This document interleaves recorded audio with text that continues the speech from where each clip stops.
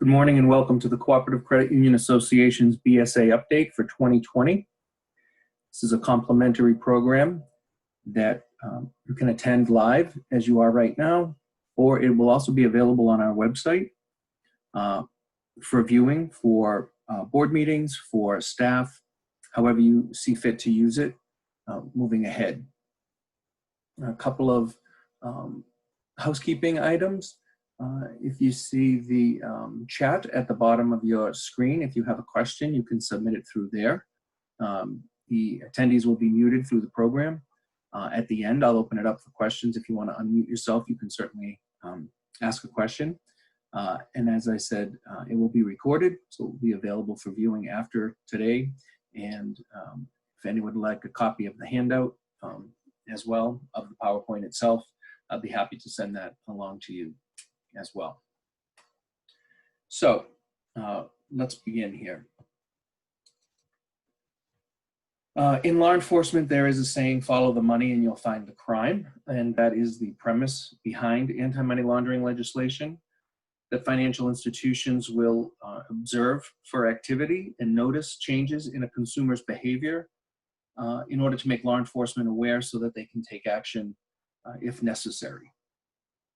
How we got here today starts back in 1970 when Congress passed the Currency and Foreign Transactions Reporting Act, commonly known as the Bank Secrecy Act, or BSA.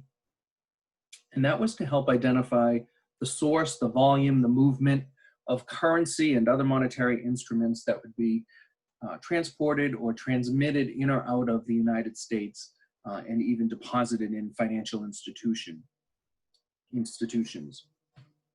It established requirements for record keeping and reporting, and it also required financial institutions to file currency transaction reports, or something we call CTRs. And that was to maintain or even create a paper trail for currency transactions where one did not exist before. These records enable law enforcement and regulatory agencies to pursue investigations of criminal, tax, and regulatory violations. And back when the Bank Secrecy Act was passed, this was really financial institutions' only responsibility was to file that CTR.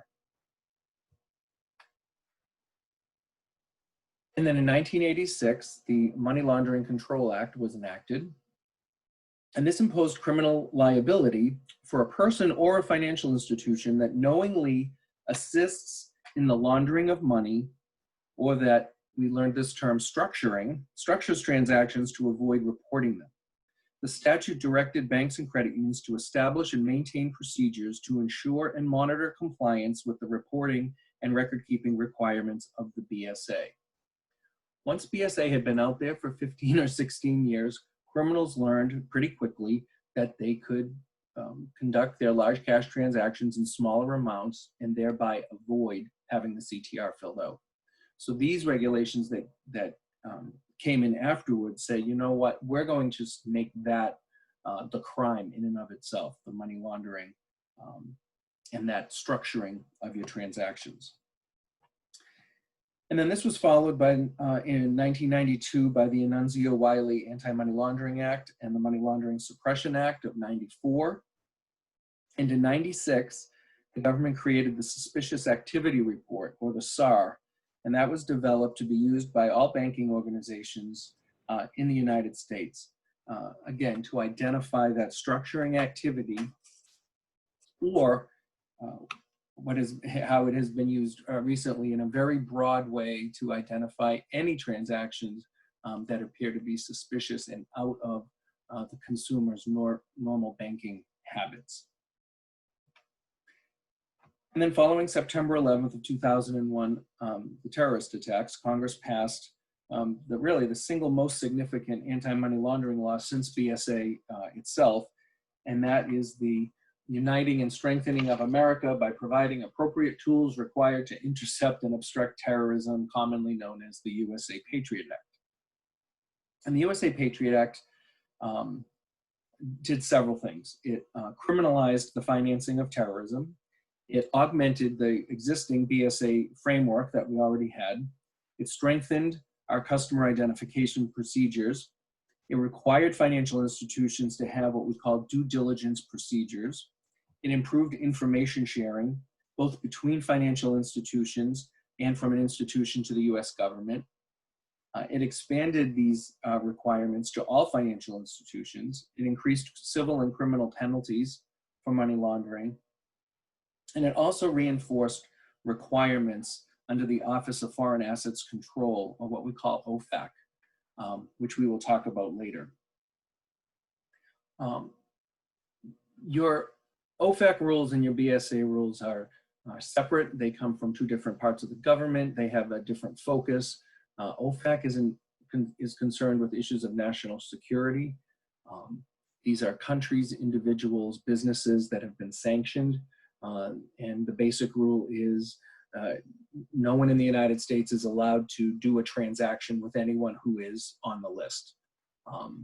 BSA dovetails into that in focusing on criminal activity, and that is a broad category. While USA PATRIOT Act focused on terrorism, really the rules under BSA spread to everything from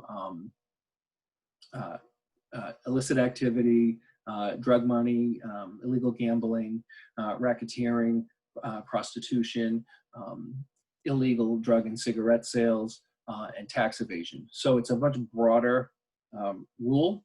And so that's where we spend most of the time in the training on BSA, because OFAC's rules are fairly simple. Don't do a transaction for anyone on the sanctioned list that we have put together.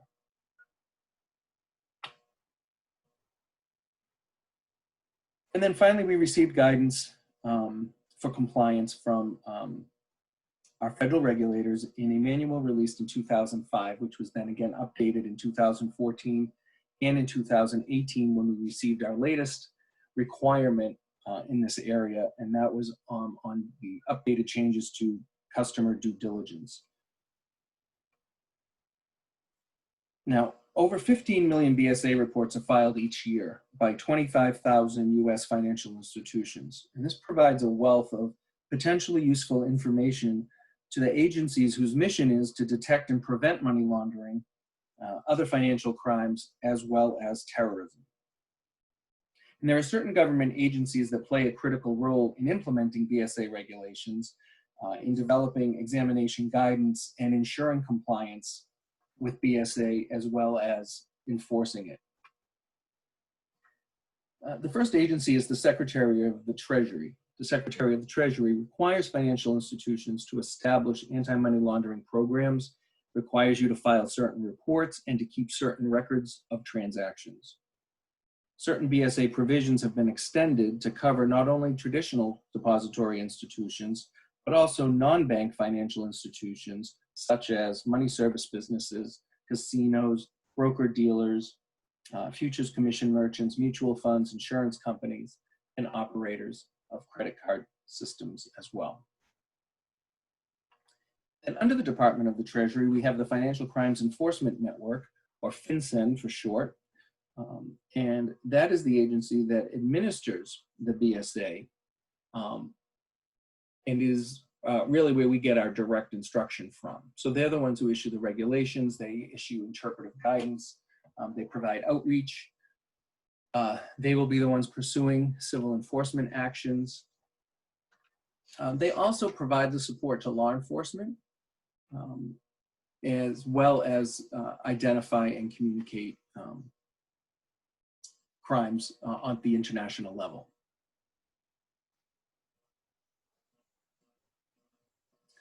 The Currency and Banking Retrieval System, or the CBRS for short, is the database that is maintained by FinCEN, and that is where all of the BSA information that is submitted through CTRs, SARs, and other required forms are submitted and maintained. And that database is then accessible by federal, state, and local law enforcement agencies. So if there is someone who is working on a particular case, they can go into this database and they can search by name, they can search an address, they can search the name of the business, and just see where that incidents pop up in terms of reports that have been filed. And it's an easy way to kind of gather that information from across the breadth of the agencies, financial institutions that are submitting the reports. We also have our BSA penalties. We have civil and criminal penalties for violations, negligence. Wouldn't say that is, I haven't seen a lot of enforcements of that. That is, I forgot to do something. I missed getting a report in on time. There was information missing. Most of those just come back as corrections. We'd want to pay attention to other willful violations where someone actually takes action and says, we are not going to do this, or we are not going to pay attention to this. And that can also be interpreted as the willful violation. So a couple of examples that we have of that. One is last April, we had Eric Powers, who was just an individual who was penalized $35,000. Most of these penalties we see that come out of FinCEN are in the multi-million-dollar category because they're targeting large financial institutions.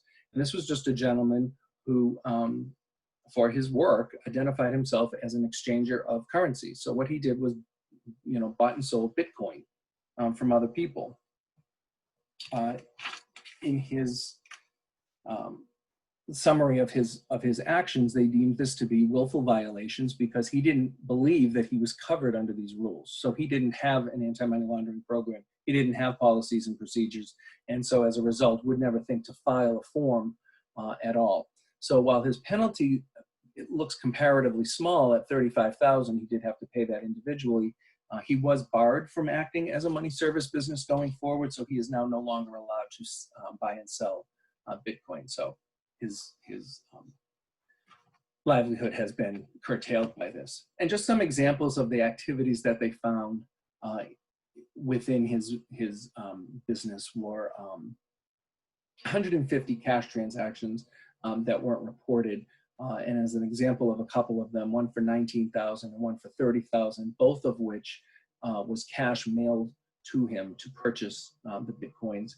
And he also conducted a $60,000 cash transaction to buy them from someone else. So obviously these would have all required a CTR, if not a suspicious activity report on top of it. Also last March, we had Michael LaFontaine was penalized $450,000.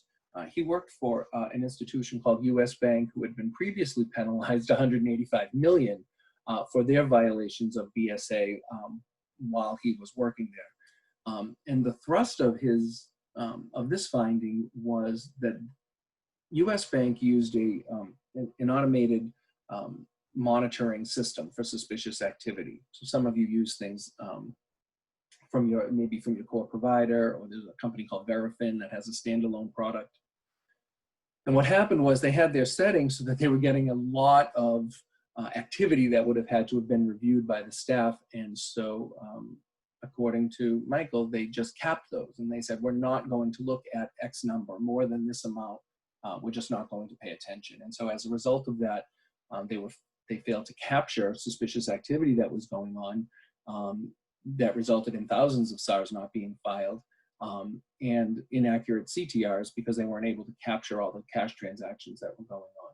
That was really the thrust of it, and that was a $450,000 penalty to him directly. In some other recent, we'll say, guidance from FinCEN, they did put out some in December of 2019 on elder abuse. That category was added several years back on the suspicious activity report as a reportable incident. And so they focused in two different areas. One was on the schemes and scams, and they highlighted the three most common ones that they saw. The romance scam where you develop a relationship with someone and then they need money for their family, so people send money over for that. The emergency scam where someone is in the hospital or they've been arrested and need bail money, and so money needs to be sent right away. And then finally the prize and lottery scam, which you're all familiar with. Someone's won a lottery that they didn't play. And so these three particularly are impact elders and create victims out of the scenario. Also in that guidance, they said that most of the situations that they see are family members or caregivers who get involved in the daily finances of the elder and commit the abuse in that way.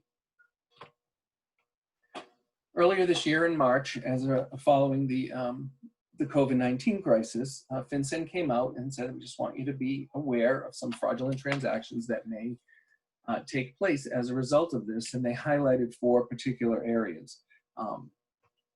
And the first one is imposter scams, where the scammers attempt to solicit donations or steal personal information or deliver malware to someone's computer by impersonating a government agency. So say the CDC sends an alert and says, click here, information from the World Health Organization, register here, and then they click and then the malware is downloaded. Investment scams. These are the scammers saying that we have, you know, the latest and greatest disinfectant. We have the vaccine, and we want you to invest in that. And that is also plays out in the product scams, disinfectants, face masks that are not approved or misbranded, and then finally insider trading in that area. That's the guidance we've received from, we have a few more that have come out in the last couple of months from FinCEN, but a little background on FinCEN. They do have a stated mission, and that is to safeguard the financial system from illicit use, and combat money laundering, and promote national security. Their role basically is to protect the money system of the United States from criminal activity. And what they've done is really deputized the directors of banks and credit unions by saying, we're going to make it your responsibility to protect the money system that you have control over.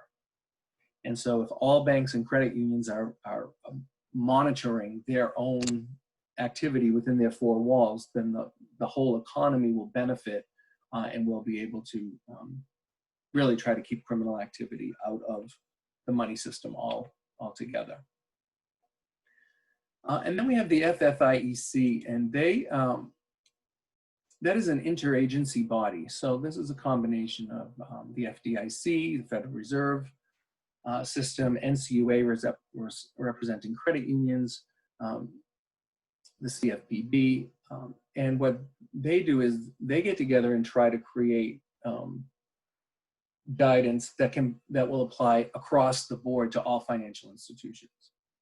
So NCUA is our voice in that group, but the guidance that we get for compliance is in the Financial Institution Examination Council manual. And that is accessible at this website, the FFIEC BSA info base. And the website has been redesigned, but it does still contain the FFIEC examination manual. So this is where the field examiners go to learn what they're supposed to be examining for when they go into your credit union. So a good rule of thumb is if it's in the manual, somebody can ask you about it. Now, much of this is a 400 to 500 page document. Many of the chapters won't apply to most of the credit unions, but you would want to make yourself familiar with those areas that do impact your institution, so that you're not blindsided by a request or a comment from an examiner because it was in the manual. And this is also the place, if you said, well, can you show me where that is? This is where you would be asking them to go to, the reference in this guidance on the exam. And then in addition to the federal agencies, we have our state regulators who in many cases are conducting the exams and may have their own slant on what they're looking for, and you learn that after repeated exams of what their requirements are that may be different from the federal government. Some other recent guidance that came out, there was guidance last May on virtual currencies. And that would be for, again, people buying and selling them, not necessarily for consumers using them to purchase something, but as an exchanger. So there's guidance out there for that. And there's guidance out there for hemp, as it was released from Schedule 1 of the controlled substances. So it is marijuana that does not contain a high level of THC, so you can't get high from it, but it does serve some other purposes. And that would be if you had members who worked for or business clients who were involved in the manufacturing, distribution, shipping, or retail of hemp products. And then lastly, NCUA did in August come out and make a statement about cannabis-related businesses specifically. Should a credit union want to serve that business, just saying that you can apply by the FinCEN rules, file suspicious activity reports as necessary, and follow any other rules that may apply. In June of this year, there was more guidance put out regarding hemp-related businesses. And in July, there was an update to the COVID guidance that had originally been issued in March, particularly around cybercrime. And this focus, the red flags that were identified in this guidance were phishing, malware, as we mentioned, redirected payments. This could be related to stimulus payments, unemployment payments,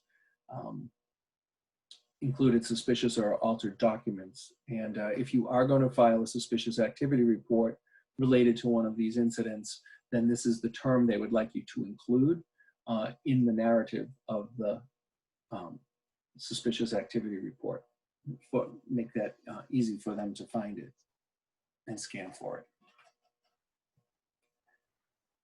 And then we had some guidance in, I believe that was August of 2020, regarding customer due diligence. Oh, this was recent, yes. That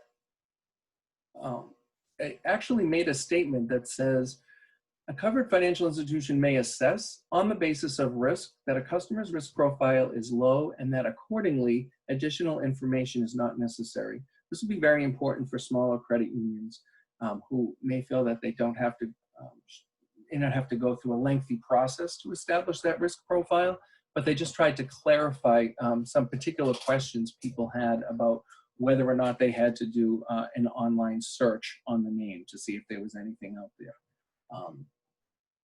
And one of the things they also mentioned was that the requirement to update your member information as far as risk goes should occur as a result of normal monitoring. If you are made aware of this, but there's no set formula for when you have to go back, a time frame which you have to stick to in order to update that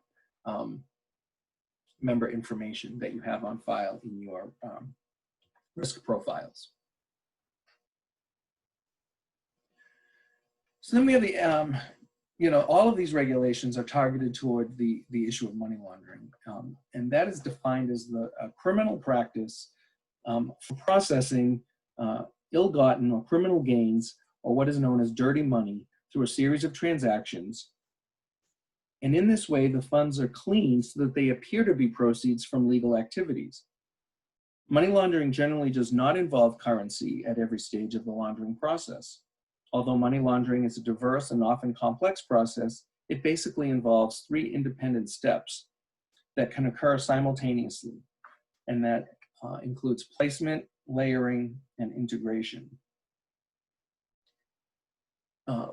Placement is where financial institutions have always been the most vulnerable and the most helpful to law enforcement. We're the ones who see those large currency transactions coming in to the institution. Where did all this money come from? This is unusual for this particular person.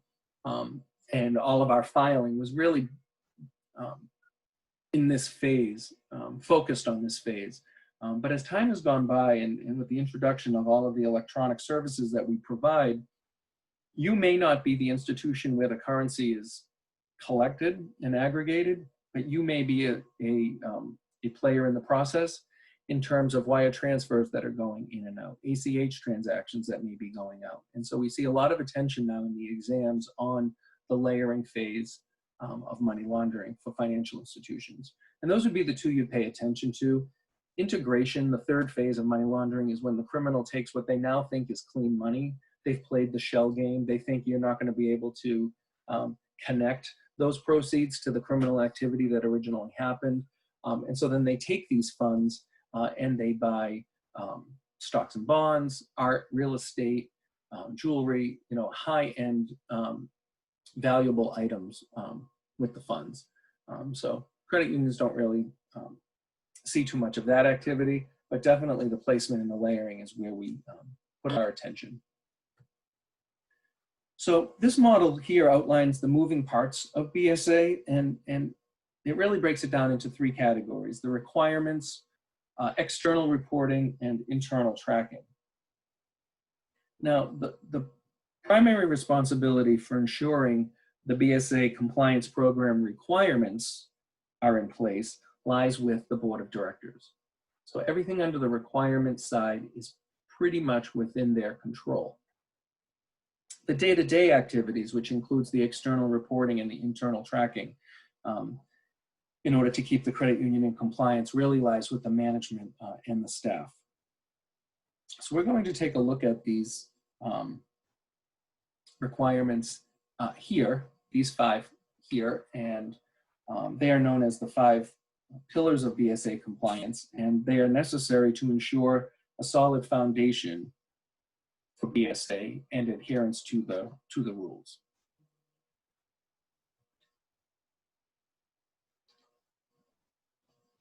So the first one is the internal controls. And so the board's responsibility is to create the risk assessment and the policy for BSA. So all of you have this in place. You wouldn't still be in business if you didn't have these now. But the board's role is to update that on a periodic basis, which all of your examiners will interpret as annually, when your risk profile changes. So they want you to examine the risk for criminal activity happening within your institution, and then a policy to try to address those risks that you've been able to assess. And so some of the areas when we're talking about changes in the risk profile for the credit union include in what kinds of products and services you offer. These often are the ones that can be overlooked. We don't go back necessarily, like we may offer one of these products and services and forget to go back and include it in our risk assessment, which would then in turn prompt us to create a policy for it. So as credit unions are adding these new products and services to the credit union, you want to make sure that you've done, that someone has looked at the risk for how could criminal activity be used in us offering this particular product or service. In addition to that, some other things, a field of membership expansion, right? So you're now offering products and services to a different group of people, maybe one that you didn't have before. This is particularly important for credit unions that at one time served a singular sponsor company and only their employees, so maybe only municipal employees. But then as soon as you expand that to say it's, we're going to go from municipal employees to municipal employees and their family members, you may have to have different policies and procedures because you know what the municipal employee looks like, the rigorous process they had to go through to become a member of the city, a worker for the city or the town, and you're not going to be able to rely on those same processes for people who don't do that. So that's a big change, as well as when you go from a single sponsor to a community and anyone can walk in your credit union. Your policies and procedures should adjust to compensate for that. That also includes if you're opening new branches, new ATMs, new interactive teller machines, and for a high cash volume account that you may open. So that's the first pillar, is kind of the documents. An examiner can read your risk assessment and read your policy. They don't even need to be on site to do that. And it's very subjective because risk in general is subjective. So this is where you may have some debates with an examiner over how you've accounted for that risk, or was this a risk that was worth noting and having a policy for? I think the general practice is to try to address everything in the risk assessment and then only address those things in the policy that you feel warrant some kind of mitigation. So the second pillar is the independent testing. This really falls in the audit committee or the supervisory committee, because they're usually the ones who hire the audit firm to do what we're going to say, the BSA independent test. Again, the guidance says it should be periodic. They give you a guideline of 12 to 18 months. Most examiners are looking for that to happen once a year. And so whoever is doing that test, those results need to go back to the board or a committee on the board. So audit or supervisory is fine.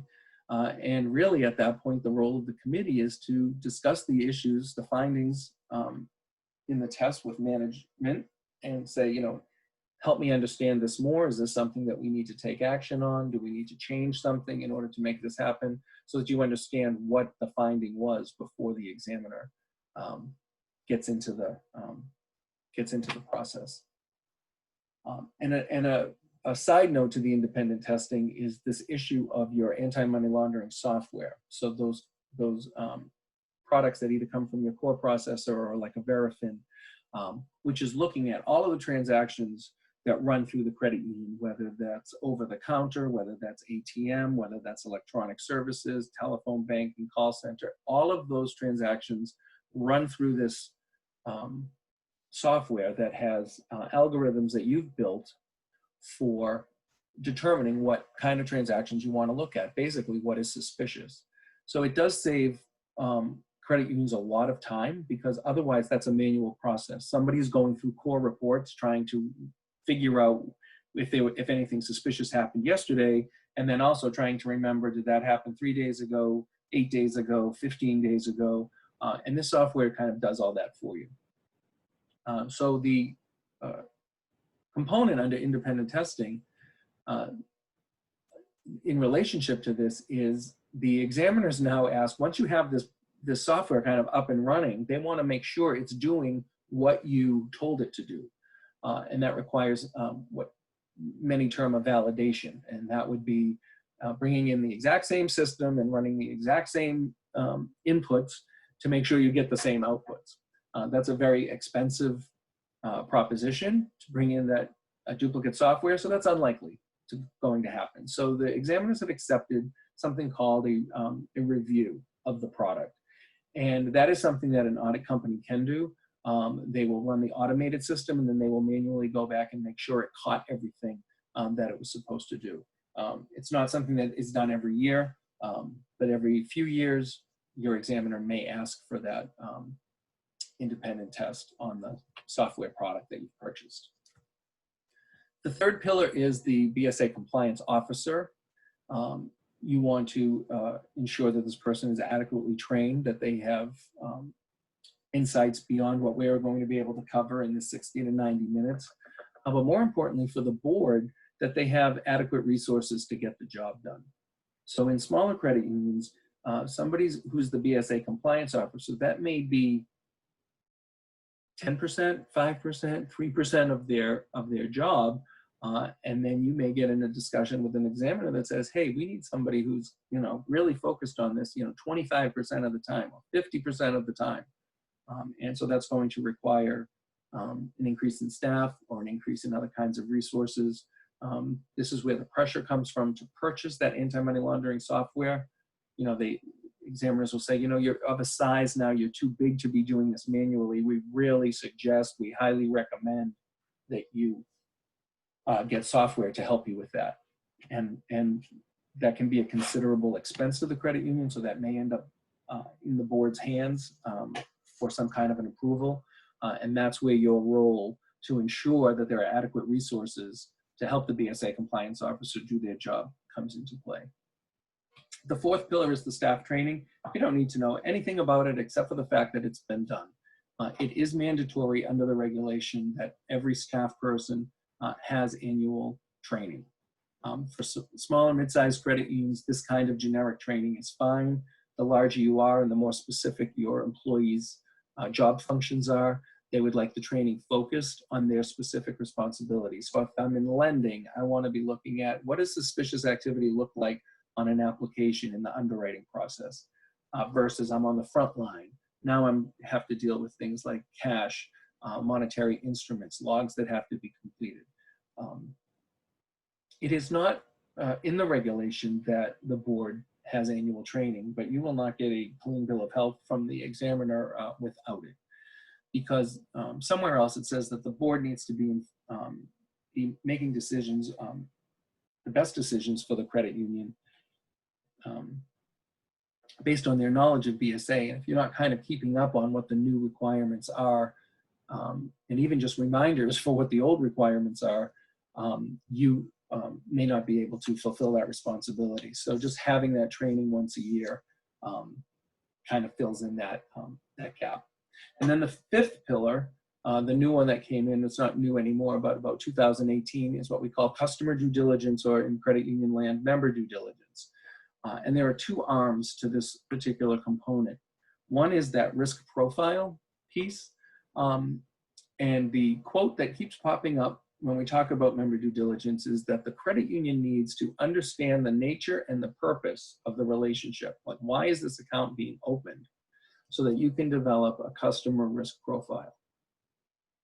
Because what you want to do is, once you have an idea of how quote unquote risky this account is going to be to your institution, you would conduct ongoing monitoring based on how risky it is. So if it's a household checking account for one of your consumer members, and that account looks like, 300 or 3,000 other accounts that you have, that your members have for managing their household bills, you kind of know what that account is going to look like. And that's probably a low risk account to you. So you wouldn't be expecting you to monitor that. But someone comes in and says, hey, I own the convenience store on the corner. We sell lottery tickets. We sell cigarettes. I have an ATM in the lobby. We have alcohol. I've got some CBD products going on. As each one of those services that they offer is a red flag that's flying. And so you would want to be looking at that account more frequently than you look at the accounts that are low risk. And so that's the purpose of trying to, in the first phase, which is when they open the account, understanding the nature and purpose of this relationship. And the only way you can do this for new members and new accounts is to have a questionnaire where you ask them a series of questions about how they're going to use this account, so that in 3 months you can look at their activity and say, okay, this matches what they said. We identified it as low, it's still low. Versus, I look at this account in 3 months and there's all this activity I wasn't expecting, because that's not what those accounts look like, according to the answers to the questions that we asked. And so now I've got some more work to do. I'll give you an example. We had a credit union that had a credit union member just wanted to open an account, a checking account. And several months later, there was just this, on their history, just lots and lots of PayPal transactions listed coming into the account. Now, they weren't expecting, their other household checking accounts don't look like that. So they approached the member and said, kind of what's going on. And they said, well, I have an eBay account, eBay store, and I sell things out of my home. And so that gave the credit union the opportunity to have a discussion about that that's really a business account and not a consumer account. So there wasn't any kind of criminal element involved in that, but that's an example of how working with these questionnaires and risk profiles can actually help the credit union in its own operations, in addition to satisfying the requirements for BSA compliance. Another quote that was in the risk profile discussion was that for lower risk customers, you can develop a risk profile by what we call inherent or self-evident information. If, and I know we have some of these credit unions that don't have cash, really, right? So it's like a direct deposit that would go into the share account. And we don't offer checking accounts. And by not offering checking accounts, we don't offer a slew of electronic services either. And so it becomes very clear that there's not a lot of risk for that account to be used for criminal activity because A, the member has to come in to do the transactions. There's no cash involved. And so by saying it's kind of self-evident because they have this account that they are low risk, you would be able to categorize them as such. Now, some of those questions that you would ask at account opening may be if people will be doing wires, will they do international wires? The amount of the wires, how many deposits do they likely make? What's the form of those deposits? Are they electronic? Are they cash? Which leads to the third one, expected cash transactions in or out. And that's one half of the member due diligence pillar. The other piece is beneficial owners, and this only applies to credit unions that have commercial accounts. And this requirement says that if you have a business account, you need to identify what we call beneficial owners of those entities. And there's two different kinds of beneficial owners you can have. One is the ownership or equity prong, they call it the prong, is someone who owns 25% or more equity interest in the business account that you're opening. And then the other prong is called the control prong, and that is the person who may have significant control over the account or over the legal entity to be able to make decisions for it. So most credit unions have said, you know what, if we have a business account, we're always going to have someone on the control prong, someone who's a beneficial owner. But you may not necessarily have ownership beneficial owners because it may not be owned by one individual, may not own more than 25% of that business. And some of the information that you need to collect from your beneficial owners looks very much like your regular CIP requirements. At minimum, you need to include those, and you would get this information at account opening. There is a form that's been created if you want to use it. I know several credit unions that are using either a Verifin product or their core has created something that's similar to this. You don't have to follow this. But very similar to your other kind of storage requirements in BSA, you keep this information 5 years from when the account is closed. But any of the verification information, so if somebody said this is their name and you verified it by looking at their license, you only need to keep that license information for 5 years once the verification is made. But the actual information about the entity itself is to be kept 5 years once the account is even closed.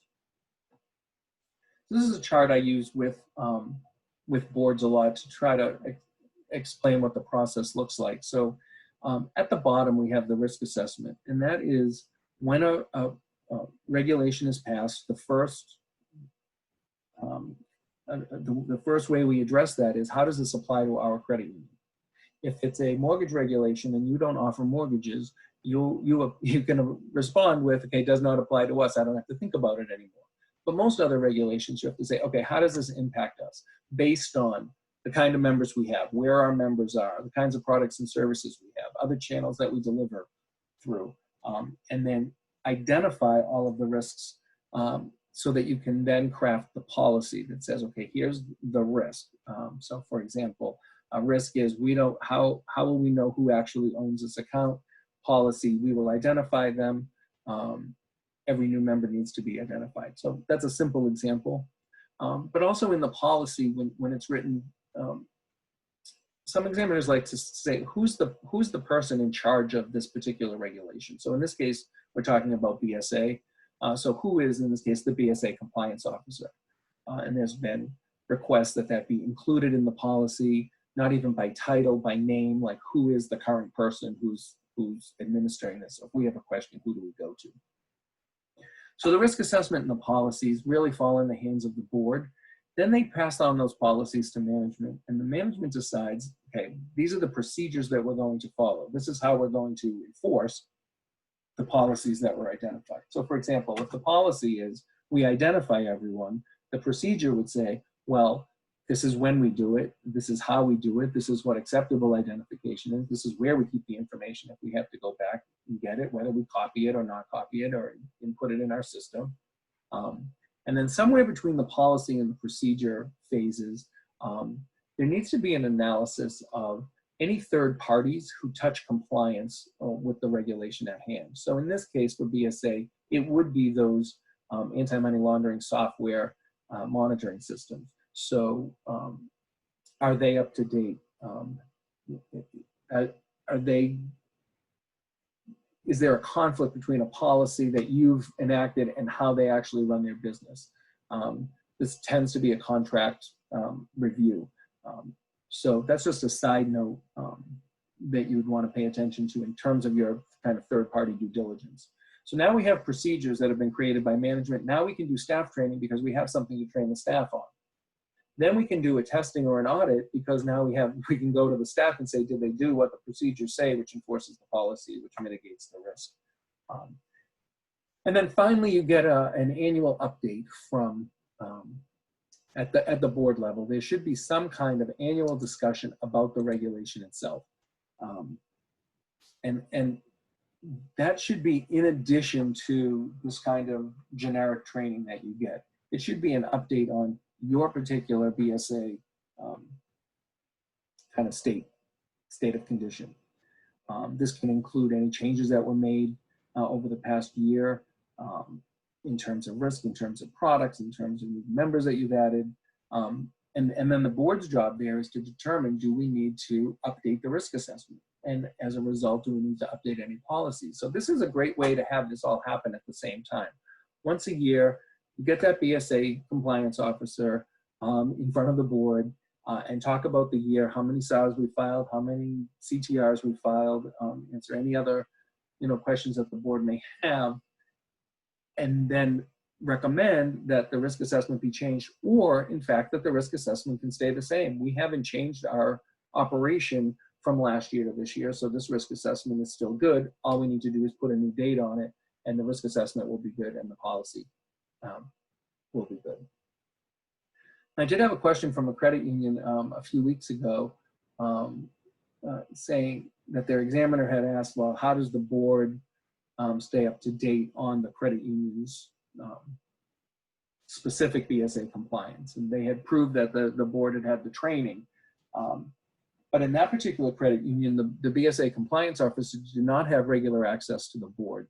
And so it was suggested that once a year, they have an audience with the board and do this kind of update. It doesn't have to take long, 5 or 10 minutes, so that you can get it into the minutes that the board was updated on how that particular credit union is addressing BSA.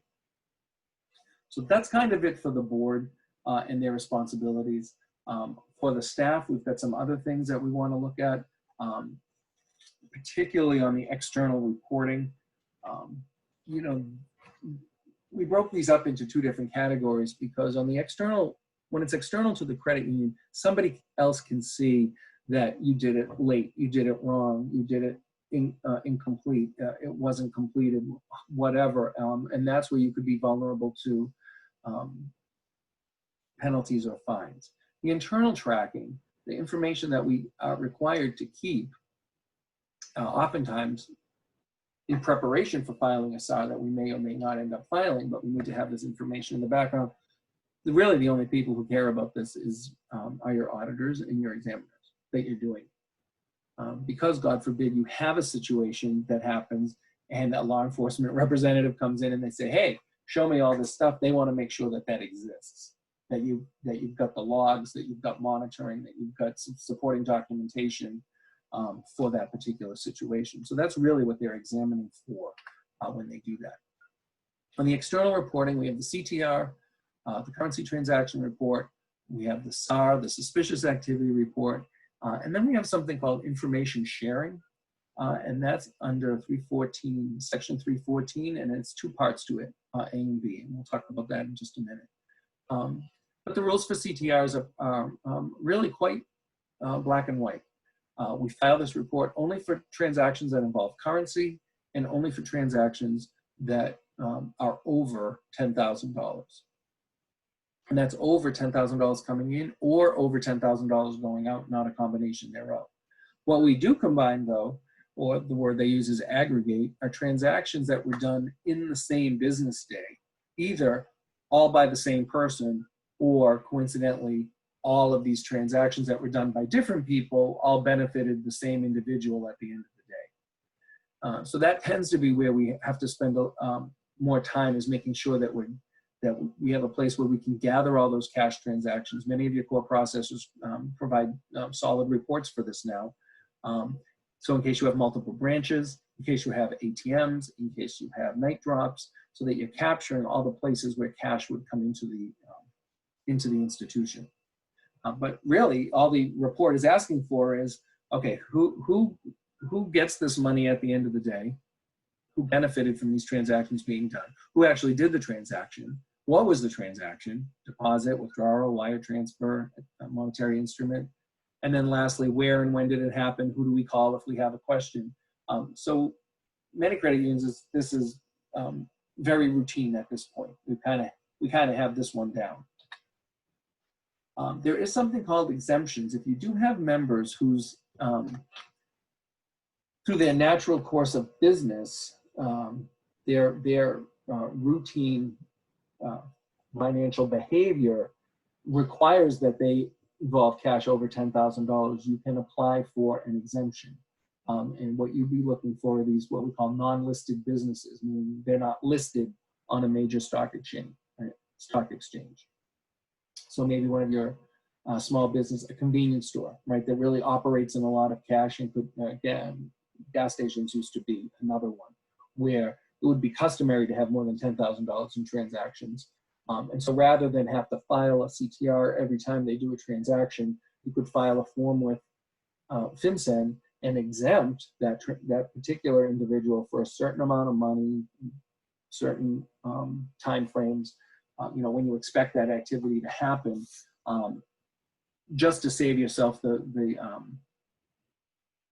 work, the labor of filing a report every time they do a transaction. So if you said, hey, this person always brings in, $15,000, they bring it in about every day, you file an exemption for 15. Now you don't have to file it unless they bring over 15, because you've established 15 as the norm, and so anything outside the norm you would then have to file the CTR for.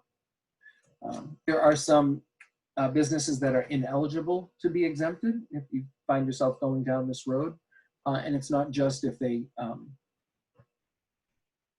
conduct activity in these businesses, but if more than 50% of that business's gross comes from these activities, that is classified as an ineligible business as well. So if it's if it says I'm a convenience store over the door, but you walk in and in the back I've got pawn brokerage going on, and I actually make most of my money as a pawn shop, then that business would be ineligible for the CTR exemption.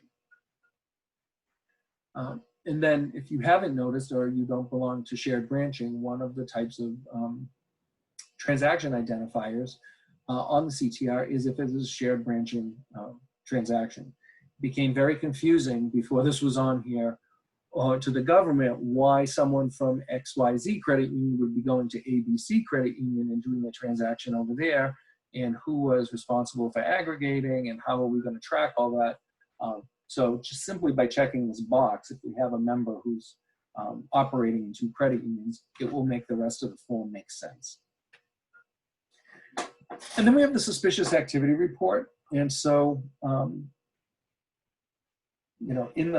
in the regulation, it is required that financial institutions file these forms if one of these three things happens.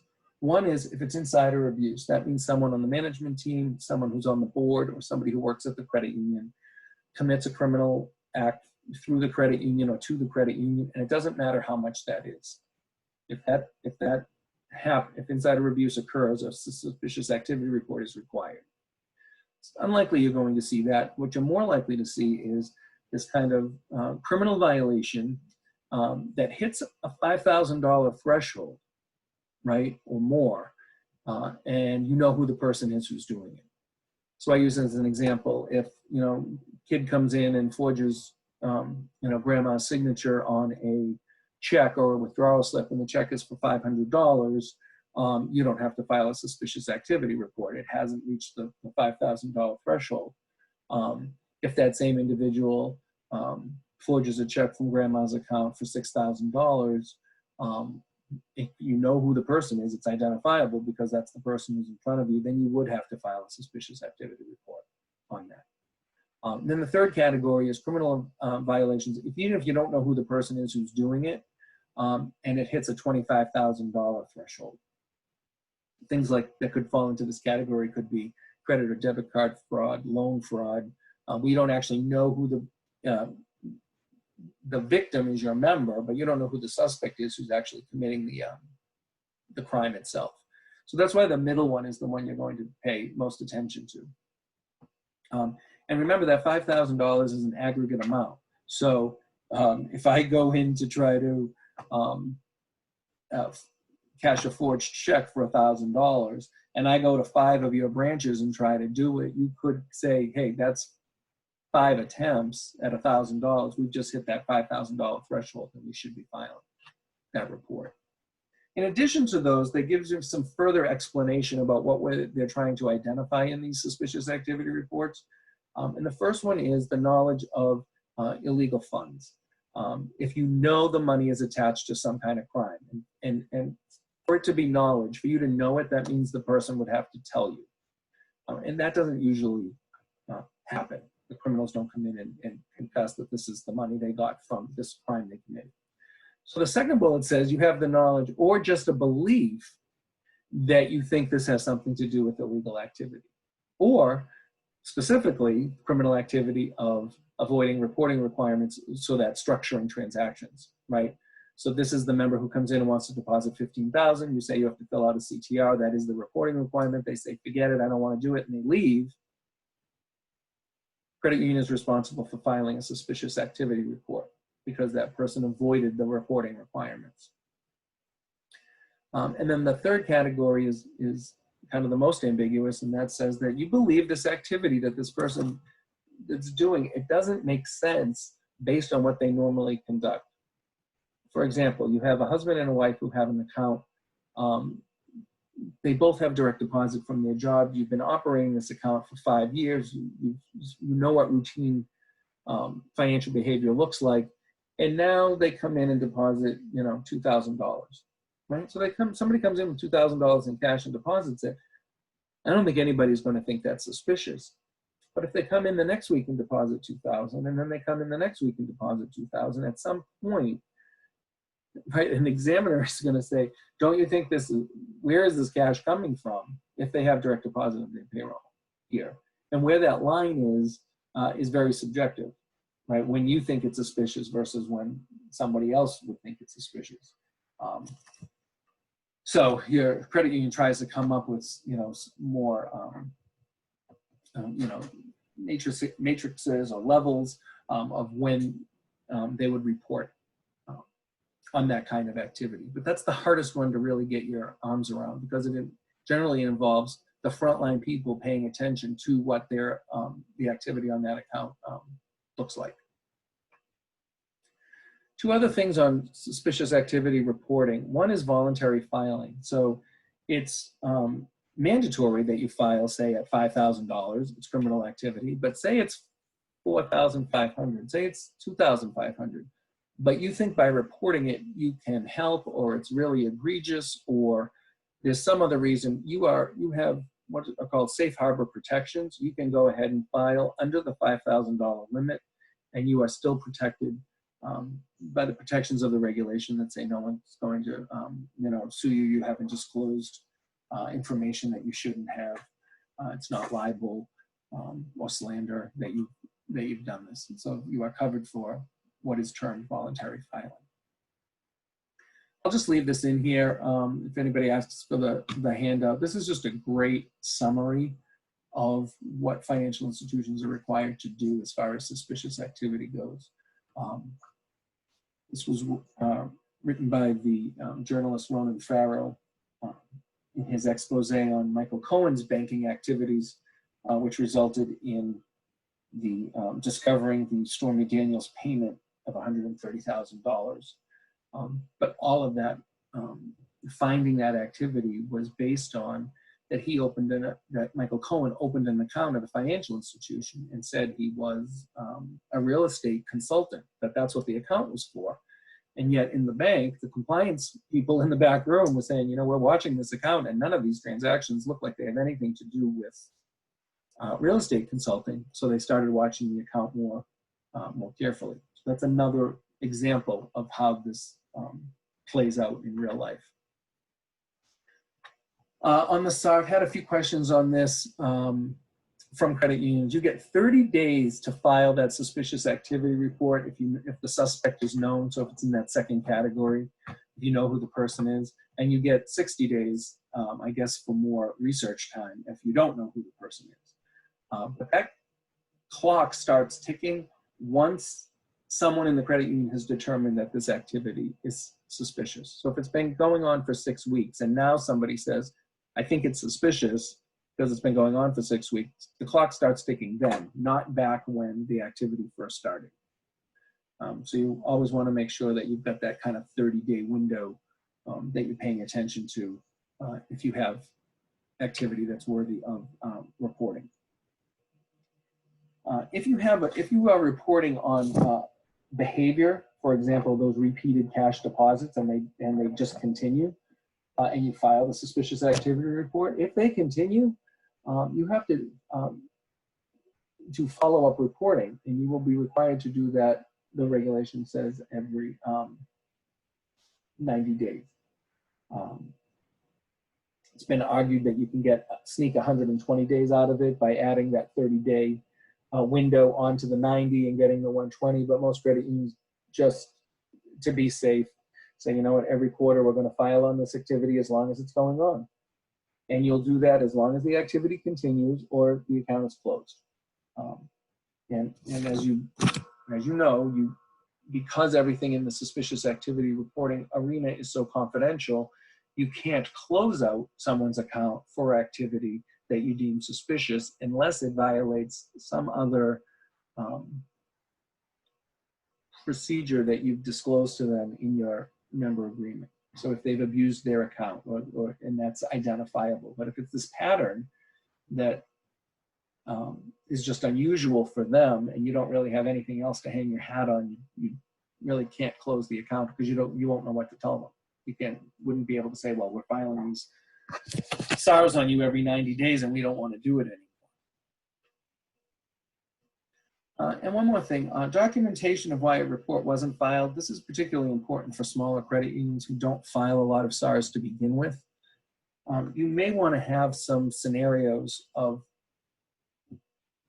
situations, members, transactions that you deemed suspicious, that you looked into, and then even though it didn't warrant filing the SAR in the end, the fact that it was brought to your attention and action was taken, and if you can document all that, it does show an examiner that you understand what it is you're supposed to be doing. Because the flip side is, I'm the examiner, I go in your credit union, I say, can you show me the SARs you filed? We haven't filed any, okay.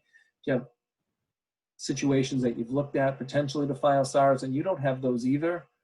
The examiner's kind of stuck with, I don't know if you know what you're looking for, or you don't know what suspicious activity is. And that could definitely lengthen the amount of time the examiner is going to spend with you to try to dig through and see if there was anything that was missed by the credit union. The other thing is the actual SAR is confidential. The supporting documentation that you're keeping is confidential, and nobody can get information without a subpoena for the information that was related to that SAR. The only people who can get the SAR and the supporting documentation as identified as being connected to the SAR are what are termed appropriate law enforcement agents. So examples are, as was noted in the beginning, federal agents, state and local police, maybe the NCUA, maybe your state regulator, can say, show me the SAR and show me the supporting documentation that goes with it. Really meaning, this would be really valuable information to an attorney who is working on one side of a case if you had all of this information gathered and aggregated in one document. They do not have any rights to that information. And even the federal or state law enforcement people will come to you with the number of the SAR, the name. They'll have some information that you'll be able to say, okay, I can release that to you. Because when you send the SAR in electronically, you keep all the supporting documentation on site. That may be copies of the history, copies of checks, other monetary instruments that they used, whatever information you looked at to deem it worthy of filing a SAR. They view that as being part of the SAR, even though you're keeping it in your files at the credit union. So if they have access to see the suspicious activity report that you filed, they have the authority to see the supporting documentation that goes along with it. Now there's we call a prohibition of a SAR disclosure, meaning that even internally at the credit union, the only people who should know what the details of a suspicious activity report are would be on a what we call need to know basis, right? So if the teller tells the supervisor tells the manager tells the risk officer, right? That would all be on a need to know. But maybe that the teller's supervisor doesn't need to tell all the other tellers. Or maybe they do because they want them to keep a close attention on particular activity that's happening by someone. So it's on a need to know basis. You are forbidden to tell anyone about a SAR who's on the SAR itself. So that would be the members, other related members or consumers who would be included on that. You are forbidden to even talk about that. And then lastly, on the external piece is the information sharing. So in the USA PATRIOT Act, under Section 314, they've kind of opened the door a little bit more on information privacy. And they said, it's okay in some cases for financial institutions to share information with us, FinCEN. But also it's gonna be okay for financial institutions to share information among themselves. And so they put that into Section 314 under A and B. So 314A is a list that is sent to the credit union every couple of weeks. And it has a list of names on it. And the credit union's job is to see if anybody who's on the list, called the 314A list, has been in the credit union in the last 12 months and done a transaction. So really what we're looking for is going through our member list, see for the last year to see if any of those names show up. The other half of that is you're also required to go back through 6 months of transactions that may not be linked to an account.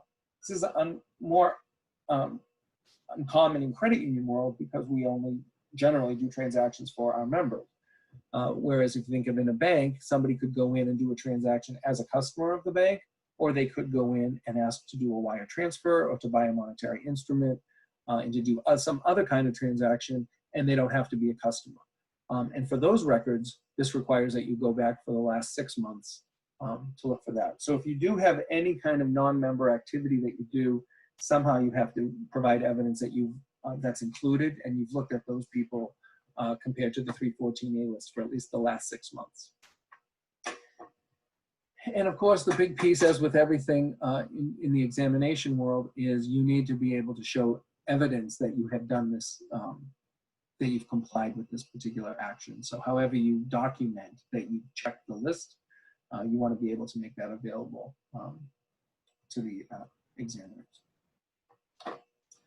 And then 314B says that, okay, now financial institutions, you can talk to each other, and it does say for the sole purpose of detecting and reporting terrorist activity, okay, that's very specific, or money laundering, which is very non-specific. It could almost be any kind of activity, but as long as you think it's connected to money laundering, you are now allowed to talk to another financial institution. We were doing this before, you know, if we had a hunch about somebody, we may call our friend at the bank down the street, you know, knowing that they're a consumer of both institutions, but we really weren't supposed to. So this is the authority that allows us to talk to each other. The thing is, you have to register as a 314B sharer in order to have that conversation with the other institution, and you need to verify that the other institution is also registered. And once you are, you can go ahead and have that conversation about that transaction activity that you think is related to terrorist financing or money laundering. There is a software solution for that. If you choose to go down this road, I've mentioned a couple of times a company called Verifin. They've really been the leader in automated solutions for monitoring for suspicious activity. And they have a 314B sharing tool that they will make available to any credit union for free should you want to use it. And what you do is it has the list of all the financial institutions who are registered. It allows that conversation to be documented online, time, date stamped. So you have a solid tracking for that. And the reason I say that is because FinCEN is now encouraging this, what they call voluntary sharing. And I don't know if anyone has heard this from their examiner in terms of a suggestion or a best practice or a recommendation to participate. And I will say the larger your credit union is in the area, the more likely you are to get that request. Because it may not be you wanting to share the information, but other financial institutions may be wanting to talk to you and they can't unless you're registered. And then the last piece is on the internal tracking. And that really covers things that take a lot of time and effort on behalf of the staff at the credit union. And the only people who, as I said before, who really look at them are your auditors and your examiners. So you've got a bevy of logs that we keep. We have that come back to haunt us, that suspicious activity monitoring, proof that we're doing it, how are we doing it, how do we decide who gets continued to be monitored, and then lastly under the BSA PATRIOT Act, that customer identification program. So the first thing we have are the logs, and these are the three primary ones. We have the wire transfer log, which in the past few years has been strengthened a little bit by saying that it should include asking the member why you're sending this wire, what is it for? And I'm not sure if all of you are doing that. I know some of the corporates now won't send the wire unless you answer that question, probably as a result of their BSA audit. So it feels a little bit more like an intrusion for your members to be able to say, well, what is this wire for? So some credit unions have set up thresholds, so we're only going to ask this question if it's of a certain amount, if it's over a certain amount, or maybe if they're international wires, we'll ask this question, but we're not going to ask it all the time. Or as I said, you may not be able to send the wire without asking for it. Then we have the monetary instrument log. Some of you still keep this manually. Most of you can glean this information out of your core processor in some way, because in that second bullet, that's the kind of information that needs to be provided. You need to be able to prove that if somebody bought a monetary instrument with cash, that you have all of this information here available. And those monetary instruments include the bank checks or cashier's checks, whatever you call them, money orders and traveler's checks. And that's also an aggregating transactions. So I can't buy, money order for 1,000. If I buy 5 money orders for 1,000 each, I bought 5,000 money orders, and so now that transaction needs to be logged. I'll just share with you this quick story, because we had a credit union that was having their exam with their regulator, and they were complimented on their cash log. They said, "You're doing a great job. Every cash transaction we've been able to identify from the core processing transactions appear on this log. Great job." And they patted themselves on the back just a wee too soon, because then the examiner said, "Who looks at the log?"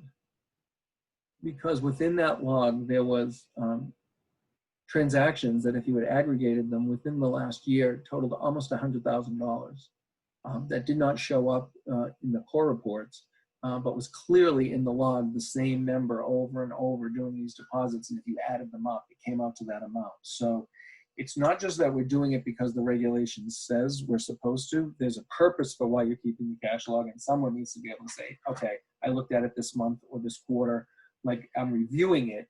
We're not just tracking the information, we're tracking it for a monitoring purpose. So there are, for the suspicious activity monitoring, for the larger credit unions, that generally happens in the central office with the BSA department or the BSA officer. But when we're first made aware of when suspicious activity is happening, it may be a dollar amount, right? That we say, oh, this is strange for this person.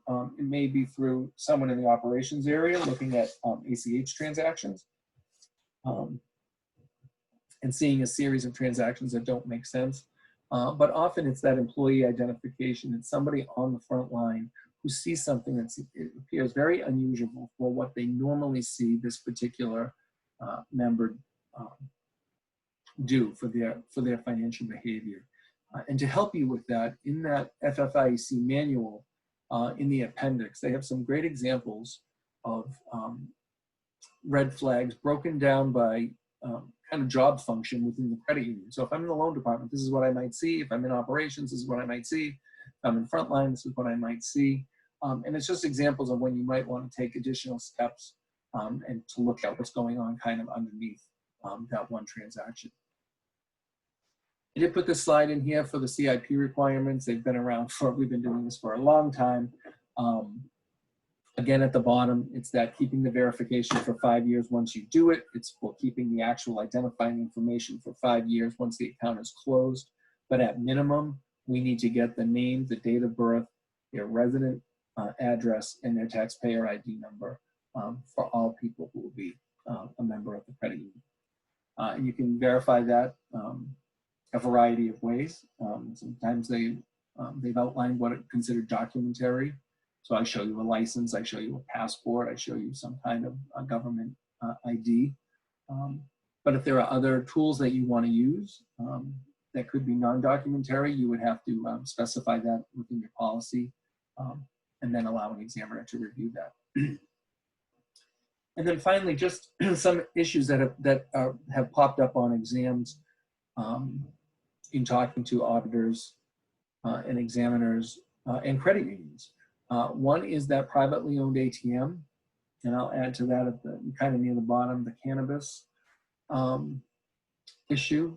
Now, I was talking to a credit union, and they said while they were having their exam, while the examiner was in their office, the convenience store across the street put up the big neon sign that said CBD products now available, and the credit union had the account for that store.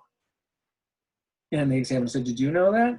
So like, no, they just did it. So even though it's CBD doesn't qualify as marijuana related, in that due diligence process, you would want to make note that they sell these kinds of products in that store. That would be part of that assessment of the business. So it's not violating the fact that, oh, you're doing cannabis and you shouldn't be. It's that, do you understand what your member does in the business that they have? And privately owned ATMs go the same way. We had an examiner leave a credit union and on the way home stop at the store where they suspected there was an ATM that wasn't documented in the credit union's records, and sure enough it was right there in the store. So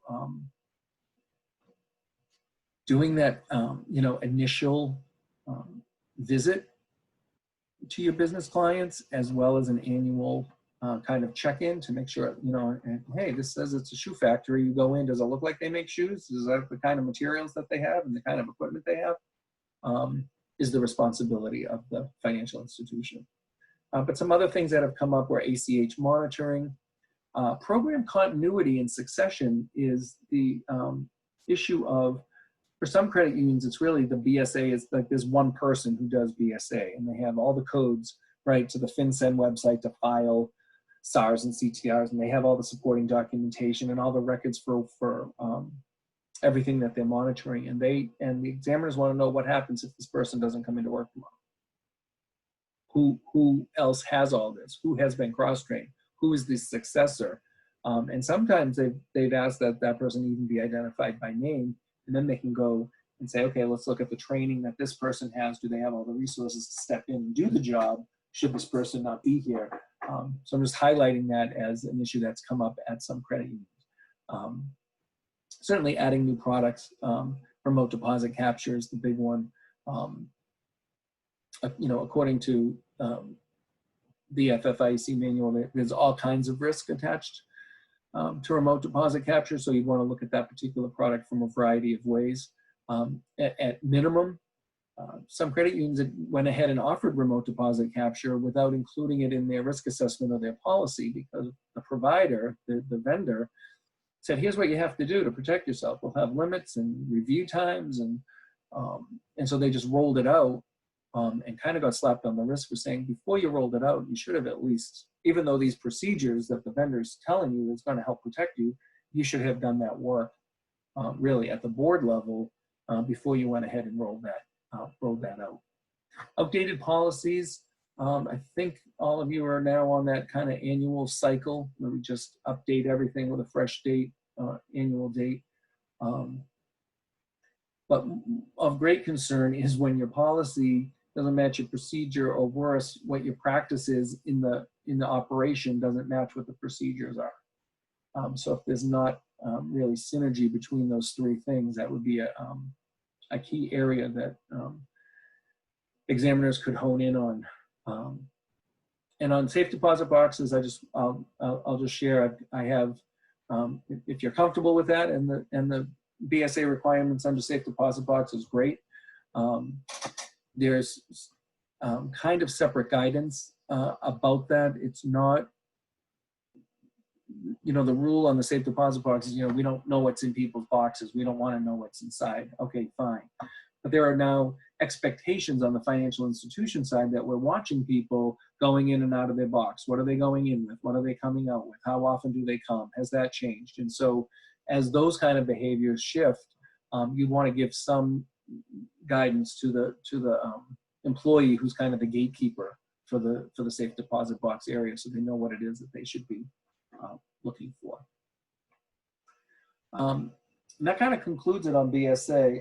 I just want to, this is one kind of, because our OFAC's been pretty much the same since we've really been enforcing it, which has been like since 2001. And in past trainings, I've said, make sure that risk profile and policy is up to date, just like BSA. Remember, it's a different focus, so it needs a separate risk assessment and separate policy.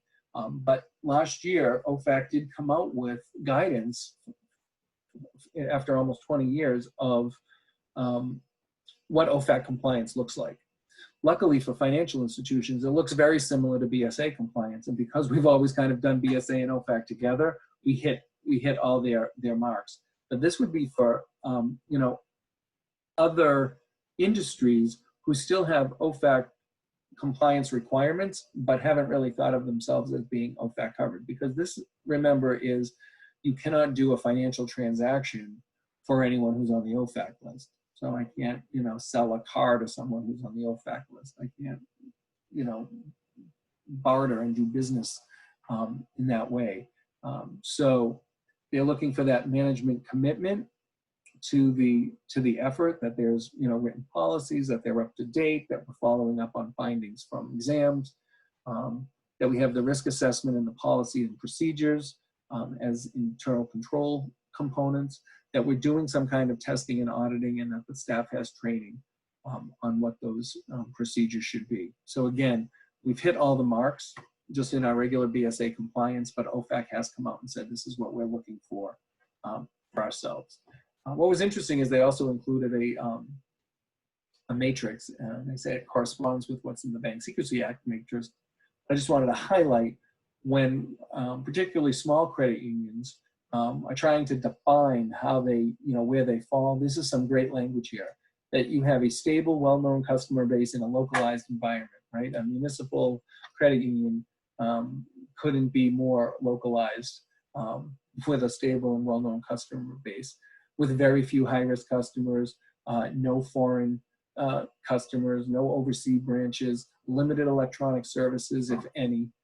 So that's how you can articulate that you are a low-risk environment, and therefore the members that you have are low risk for criminal activity. on the BSA side. So OFAC did say through some of their exams, when they see financial institutions that have deficiencies or breakdowns, it's lack of that formal program. It's failing to understand how these OFAC regulations are applied. I don't think either of those qualify for credit unions, and for utilizing the financial system to do transactions for OFAC sanctioned persons or countries. And we really don't hear a lot from OFAC. This has kind of been a big year. But just to give you an idea of an action they took in December of last year, so several months ago, they did target a software company called Drydex Malware. That was the product that was distributed by a corporation called Evil Corp, and they're responsible for about $100 million in theft. And the action that OFAC took targeted about 17 people and 7 different entities, specifically the leader of this organization, whose name is Maxim Yakovets, and we have a $5 million reward for information leading to his capture because of the damage he's done in United States financial institutions as well as international. So you would have seen his name added to the list not too long ago. And with that, that ends the update for BSA as provided on August 7th. As I said, this will be available on our website. It's complimentary for use by any of our credit unions as you see fit. My name again is Bill Nagel. You can reach me at this phone number. My email address is right here. If you have any questions, you can reach out to me either of those ways. I'd be happy to talk to you. And so with that, I say thank you for your time today, and we look forward to having you on our next webinar. Thank you so much.